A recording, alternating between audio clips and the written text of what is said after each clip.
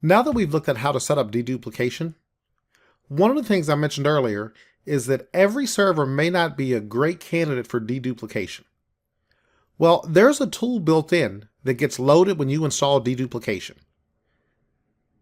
I'm going to pull up my command prompt as administrator. A tool that's built in is DDPEval. Now, it's under Windows System 32. My admin command prompt just points to Windows System 32, so I just type DDPEval and it pulls up the utility. When you install deduplication, this tool actually gets installed. What's great about this is it'll let you select any directory and you can see what your deduplication savings would actually be. On my local system here, I'm going to open the E drive, which we just configured deduplication on. Now, I put a shared folder named data on that drive. So I just went through, shared it out, and I copied a lot of files. Now you can see a lot of these say copy. So essentially I had about 100 files and I copy those over and over and over, just so we can see what this tool actually does. If I want to know what my savings would actually be, I'm just going to run DDPEval and I'm going to type in the shared path. So / RTS-DC is the name of my machine, and the name of that share is data. So I'm going to enter the UNC path for that and just run that tool. Now that's going to think for a moment, but it's going to go through and tell us what we would actually save if we were to run this deduplication process. And this is the tool that you would want to run on each volume. Now it's going to take a moment to actually run through. We're at 7% right now. So I'll give that a moment and just let that finish. Now I don't have a lot of duplicate data, so you can tell this is not the fastest of tools. Actually, as this is running, I'm going to pull that folder up for one moment, which is on the E drive. If we look at the properties of that folder,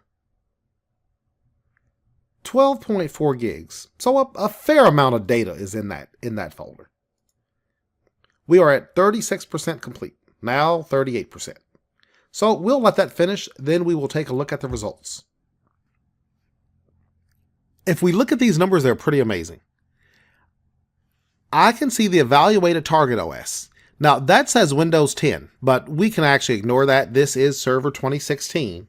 So if I just type WinVer, it tells us that this is Windows Server 2016, gives us the OS build. So it is Server 2016, but the target OS is detected as a version 10 OS. So we kind of ignore that part of it. It is Server 2016. It shows me the folder I evaluated, this RTS-DC. The server name, data was the share we evaluated. That folder was 12.48 gigabytes in size. There were 1,936 files in that folder. It processed 1,400 of those, and the file size it processed was 12.47 gigs. The optimized file size, 134.56 megabytes. That's a space savings of 12.34 gigs, or a 98% reduction. Now, if you go optimize your file server, you are not likely going to save 98%. But if you have files that you believe exist in home directories for multiple users, it's going to dedupe those files and still save you a tremendous amount of space. I have done this in production environments, even using 2012 R2, and saved 70 or greater percent of space. As we also said earlier, that chunk store is compressed. So you can see this optimized file size, no compression, 142.7 megs, space savings, no compression. So it gives me all this info with no compression, and the settings above would be with compression. Do notice at the bottom, it also excluded small files. Anything smaller than 32K, it does not deduplicate. The reason for that, as we said earlier, Deduplication will break files into 32K to 128K chunks. If you're smaller than that, you just can't be deduplicated. So that accounts for the missing files, and there were 440 of those files that were simply too small to be deduplicated. Now, this tool, my belief, is not very well known. I've talked to many folks that have used deduplication in earlier OSs, and they were unaware this tool existed. They just deduped volumes that they thought had a lot of duplicate data on them.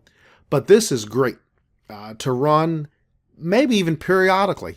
If you just want to have an idea of how storage is being used, if data deduplication is very efficient. If I ran this and it told me my savings was, 10%, well, at that level, you have to debate if the processing power is even worth saving 10%. Now, we say 10%, that term is relative. It completely depends on how much data you have overall. 10% of 10 terabytes, that's a lot of space savings. 10% of 50 gigs, well, you can debate if that's even worth the processing power that dedupe would actually consume. But a very useful tool is that DDPEval. And that's loaded when we actually install data deduplication.